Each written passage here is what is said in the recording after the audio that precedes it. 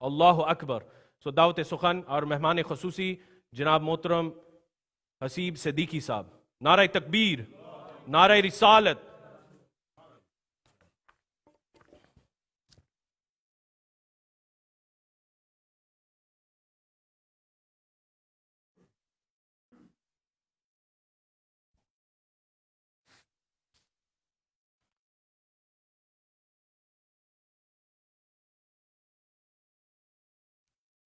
Alhamdulillah, Alhamdulillahi Rabbil Alameen, As-salatu was-salamu ala Sayyidil Anbiya'i wal Mursaleen. Amma ba'd, faya a'udhu billahi minash shaitanir rajim. Bismillahir Rahmanir Rahim. Assalamu alaikum wa rahmatullahi wa barakatuhu. With the permission of the President of Sufi Council of Toronto, Hazrat Shaykh Ahmed Raza Khan, and our esteemed scholars, Umar Qadri Sahab. In today's lecture, whatever time I have been given for, I want to stress the critical importance of the works of Shaykh Ahmed Raza Khan in the modern age.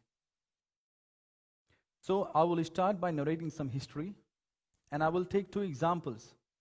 One is from theology and one is from astronomy.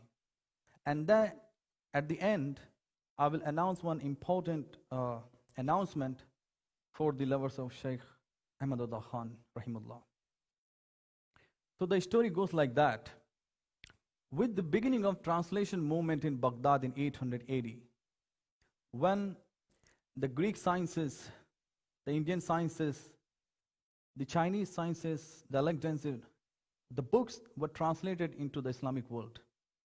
And those foreign sciences came up with their own questions, which were contradicting with the Islamic beliefs. And those questions posed by the foreign sciences led to the development of various movements within the Islamic world. So when the questions come, obviously, there was a need of response from the Islamic world, from Islamic scholars. So I want to talk about the questions posed on the fundamental beliefs of Ahl Sunnah wal Jama'ah. So when those questions come, so we have Imam Abul Hasan Ashari radiyallahu ta'ala anhu from the Aqidah part, Hazrat Maturidi radiyallahu ta'ala anhu. So they all have given their arguments to counter the questions posed by the foreign sciences. And with the translation movement, it started the golden age of Islamic sciences for 500 years, from 800 to 1300 century. And there was so much development in every branch of sciences. But the philosophers have provided so much chaos with their arguments that it was very necessary for Islamic scholars to give and develop some kind of science to tackle those objections.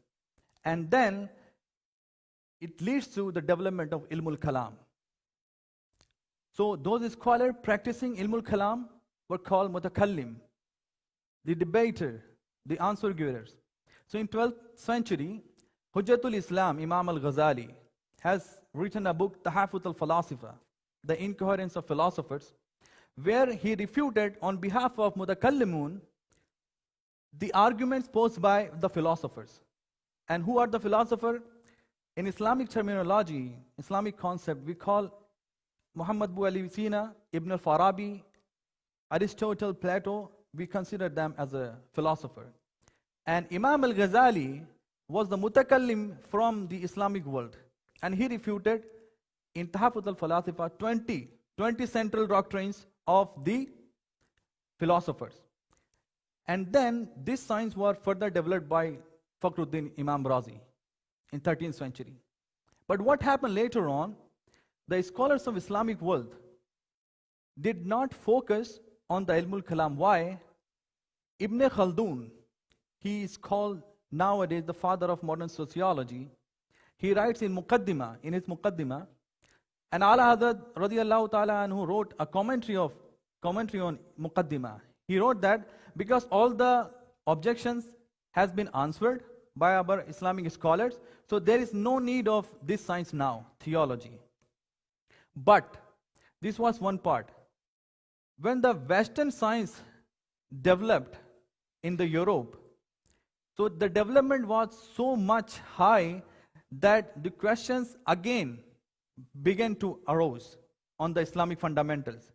So when those questions came, there was no Islamic scholar who were able to counter those objections.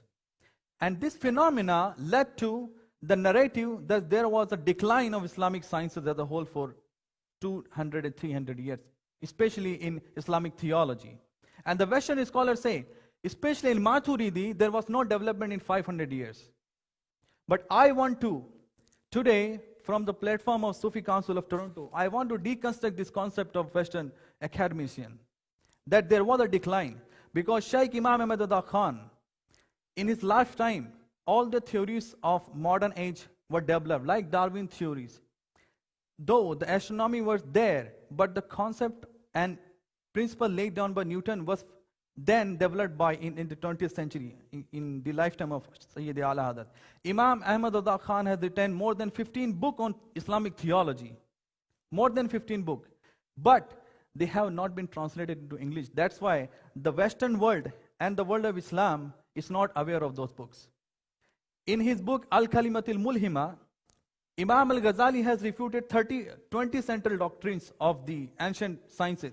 But Imam Ahmed Raza Khan, rahimahullah, he has refuted 31 doctrines of the philosophers. 31. And writing in 1919, he has derived the concept of atom from the Quran.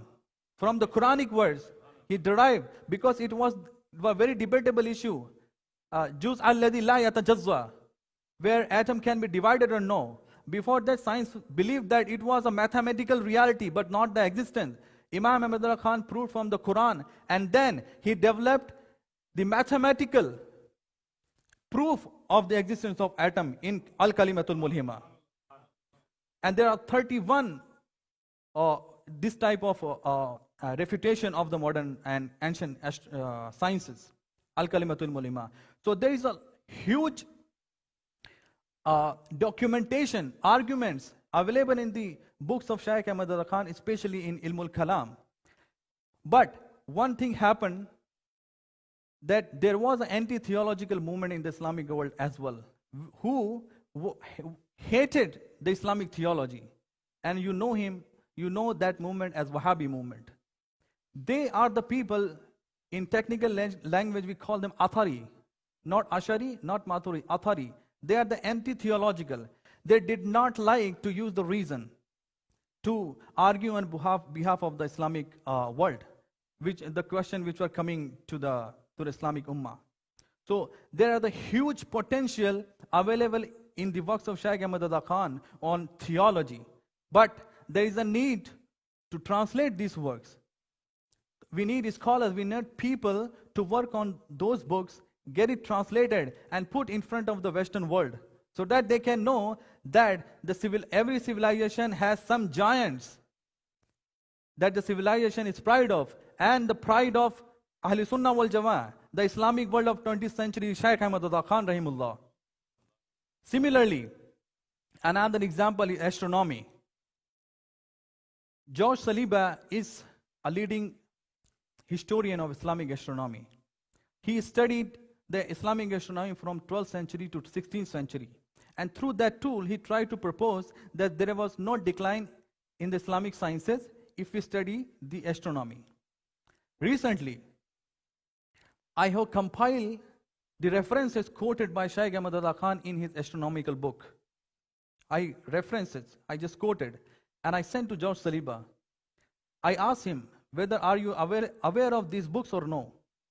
So he replied that I know only one of books in these references.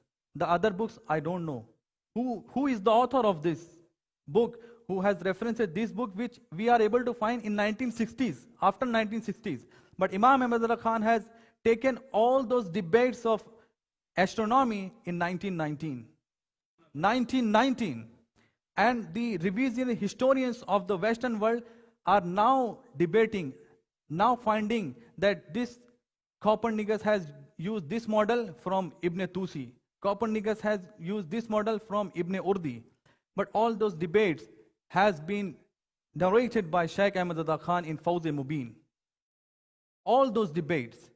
But what happened? There was some negligence from our part that we did not translate his books. I born in Allahabad. It is near to Bareilly.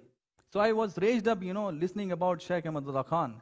But I was impressed when I read his book on astronomy, Fawz Mubin. It was like catastrophic for my mind that how can someone knows not only the history of Islamic astronomy, but the works of Newton, the works of Copernicus, the works of Kepler, the Tycho Brahe, Ibn Tusi, Al-Urdi, Kutubuddin al-Shirazi, Ibn Shatir. And he has written all those debates. If we can, as a student, are able to translate those books in the modern world, the narrative put forward by the Western world that there was a decline of sciences would be gone forever. Because Shaykh Ahmed Raza Khan is an international personality. He is the personality of Islamic world. And especially, there are two important things about Shaykh Ahmed Raza Khan. If we does not understand Shaykhul Akbar Ibn al-Arabi, we cannot understand Shaykh Ahmed Raza Khan. Because there is so much similarity between Shaykhul Akbar and Shaykh Ahmed Raza Khan that you cannot understand Ala Hazrat without Shaykhul Akbar. And second point, if we are not able to understand the Ottoman Empire, the Osmanli Empire, and the Sufi practices, and how the Sufis, led to the development of empire, we cannot understand and appreciate the work of Shaykh Ahmed Raza Khan, to whom he is representing, what kind of methodology he has, and what he has said for us Muslims. So these are the very urgent need as a Muslim, as a follower of Shaykh Ahmed Raza Khan, to translate his original books. Let the Shaykh Ahmed Raza Khan talks through his words, through his books to the world himself, rather than we narrate his contribution. And the third point which I want to make is that there is a lot of confusion about how many works he has written. So I was able to calculate that he has written 578 original research work and 136 commentaries on different books. So 136 commentaries. So there are a lot of commentaries also. And as we know that Jaddul Mukhtar, Allah Raddul Mukhtar, he is an Arabic commentary on 5 volumes. So there are short and long commentaries, the 136. So total number of books is 734. Alhamdulillah, I have completed a book, The Last Polymath of the Islamic World. The Last Polymath of the Islamic World, which is in press. Inshallah, it will be published at the end of November. So the whole list with synopsis, what he has written in there, is already translated in English language for the first time for the Islamic world. We have translated that. So 578.